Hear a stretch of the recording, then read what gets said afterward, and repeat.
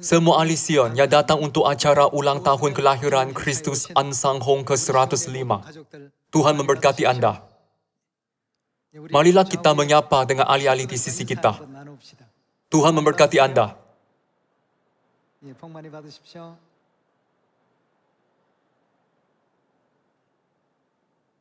Tahun ini, Ibu Syurgawi berkata bahwa kita akan menerima banyak berkat yang seperti runtuhan salji.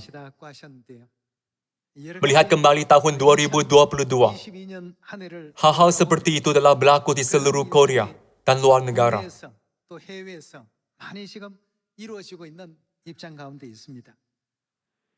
Hari ini, mari kita lihat makna kelahiran kudus Kristus An-Sang-hong di bawah kubah yang bertajuk Hari Bapa Datang. Jika Kristus An-Sang-hong tidak datang ke bumi ini, apakah akan terjadi pada ramalan Alkitab dan keselamatan kita?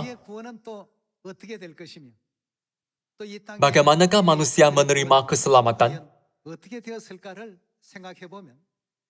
Apabila Anda memikirkan ini, jika Dia tidak datang, manusia tidak akan menerima cahaya, kebenaran, keselamatan, dan pengampunan dosa. Kita tidak dapat memahami tentang Ibu Syurgawi dan Perjanjian Baru. Semua orang akan menuju ke jalan kebinasaan. Jadi, dari sudut pandangan itu, kedatangan Bapa mempunyai makna yang besar. Dia datang ke bumi ini untuk menyelamatkan kita, memberi kita keselamatan dan pengampunan dosa, serta memulihkan kebenaran. Dia mengajar kita tentang Ibu Syurgawi dan menumbuhkan Sion. Apakah akan terjadi pada ramalan-ramalan ini jika Dia tidak datang? Semua ramalan ini tidak dapat dipenuhi. Siapa akan membina Sion? Siapa akan memulihkan Perjanjian Baru? Siapa akan memberikan pengampunan dosa dan keselamatan? Tuhan yang dinantikan oleh manusia betul-betul sudah datang ke bumi dalam badan buat kali kedua menurut ramalan. Jadi, saya percaya bahwa hari ini ialah hari yang sangat bermakna.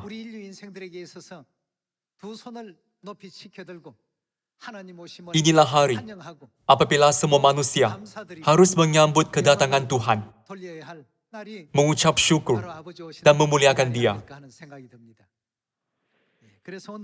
Hari ini, mari kita lihat buku Lukas bab 19 bersama-sama. Buku Lukas bab 19 ayat 10 tertulis, sebab anak manusia datang untuk mencari dan menyelamatkan yang hilang. Dia datang ke bumi ini untuk mencari orang yang hilang. Pikirkanlah hakikat bahwa Tuhan kita datang ke bumi ini untuk memberi keselamatan kepada anak-anak yang dijumpainya. Kita telah dipanggil oleh Tuhan agar kita semua dapat kembali ke Sion dan mengambil bahagian dalam kemuliaan keselamatan. Memandangkan Tuhan sudah datang untuk menyelamatkan orang yang hilang, kita harus cari semua ahli keluarga rohani kita. Semoga masa yang mulia seperti itu akan cepat tiba, agar kita dapat kembali ke kerajaan surga. Menurut buku Lukas bab 19, Tuhan sudah datang ke bumi ini untuk mencari dan menyelamatkan orang yang hilang.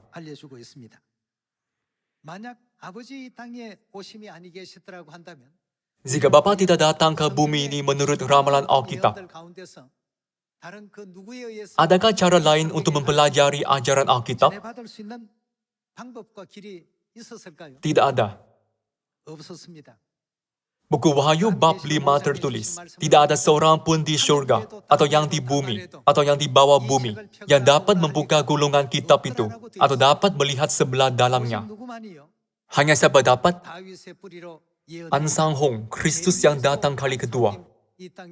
yaitu tunas Daud mesti datang ke bumi ini.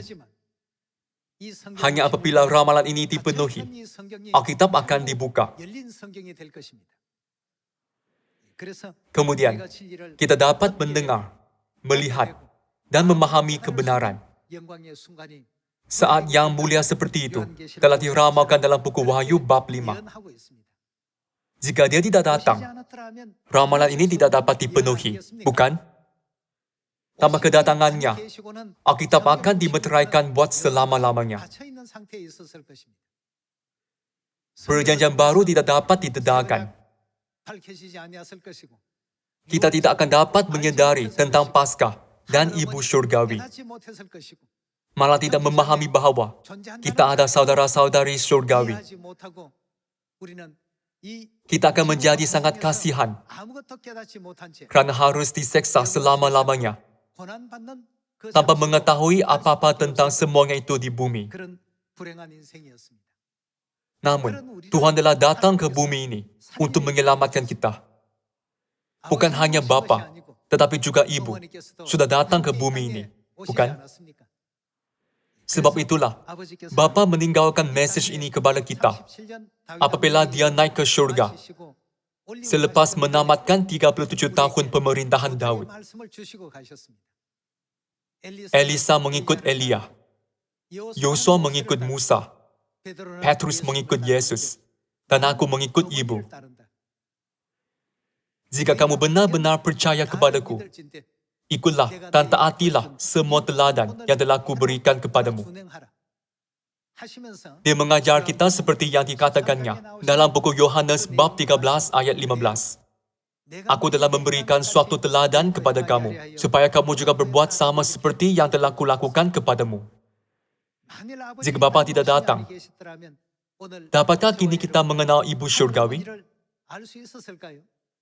Selama ini, manusia percaya bahwa hanya ada Tuhan Bapa.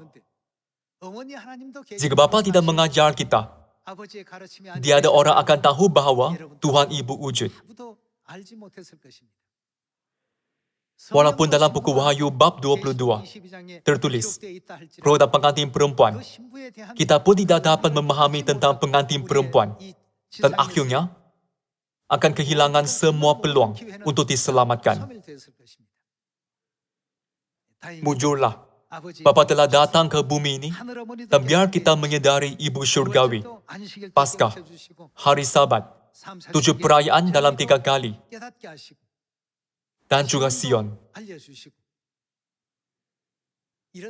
Kerana semua ramalan ini telah dipenuhi, kini kita percaya bahwa kebenaran kita benar,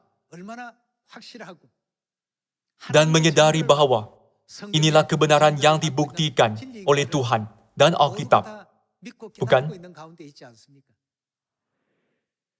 Kedatangan Bapa mempunyai makna yang seperti itu. Kita berkata dengan Alkitab, hari Sabat dan Paskah adalah benar. Kita boleh diselamatkan hanya apabila kita merayakan 7 perayaan dalam 3 kali. Kita mesti melarikan diri ke Sion. Roh dan pengantin perempuan berkata, marilah. Kita mesti pergi ke tempat Tuhan Bapa dan Tuhan Ibu panggil kita. Ada banyak kebenaran seperti ini. Jika Bapa tidak datang, tiada orang dapat mengajar kita kebenaran itu. Tiada seorang pun di surga, di bumi, atau di bawah bumi dapat mengajar kita jalan keselamatan tersebut. Hanya tunas Daud dapat mendedahkan sepenuhnya semua kebenaran yang dimeteraikan.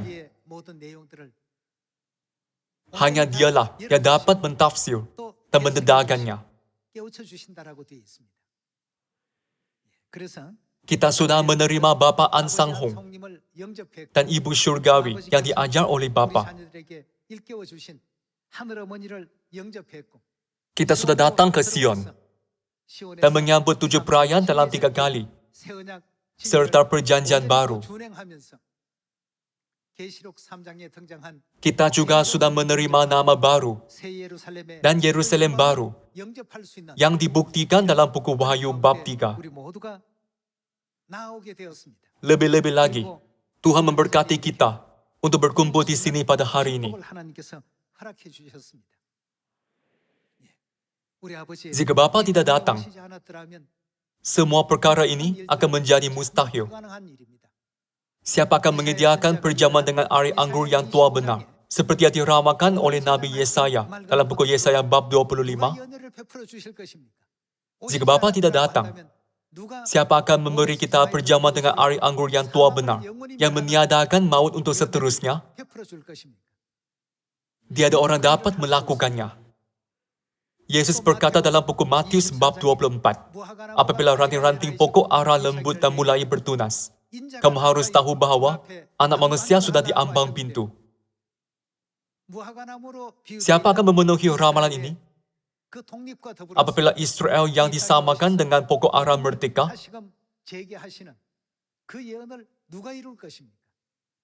karena Bapa sudah datang ke bumi ini, semua pasangan ayat ramalan yang berada secara berselerak di sana-sini, buat seketika dapat diselaraskan. Bukan?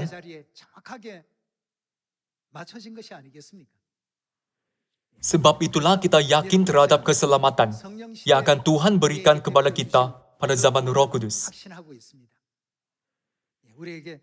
Untuk masa kehidupan yang diberikan, kita harus hidup untuk apa? Mari kita pikirkan baik-baik tentang hal ini sekali lagi. Kehidupan kita tidaklah lama sangat. Saya berasa sendiri, hanya seorang kanak-kanak dan pelajar semalam.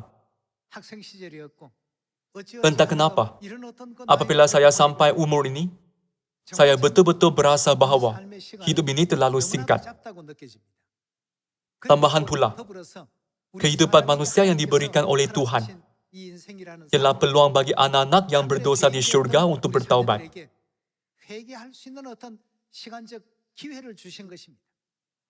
Namun, adakah kita mensia-siakan peluang itu untuk hal-hal yang lain dan biar peluang itu berlalu begitu sahaja?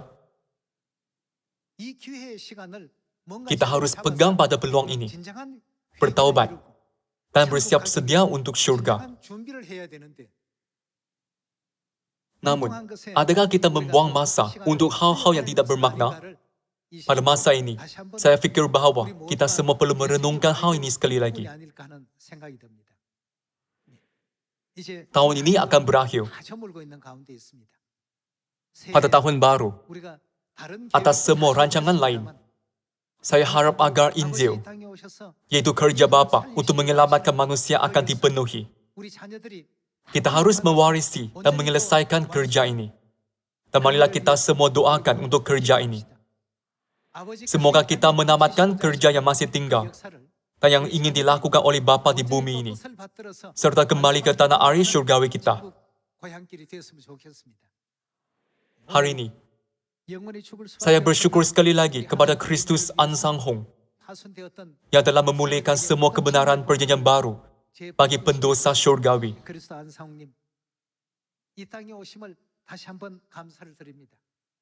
Hari ini, saya ingin menyatakan kasih kepada Bapa bagi pihak semua anak Sion. Kami sayang Bapa. Kami mengasihimu buat selama-lamanya. Tolong biar kami ikut ajaranmu sampai akhir, agar kami menyaksikan sepenuhnya berita keselamatan kepada semua orang di dunia pada tahun 2023.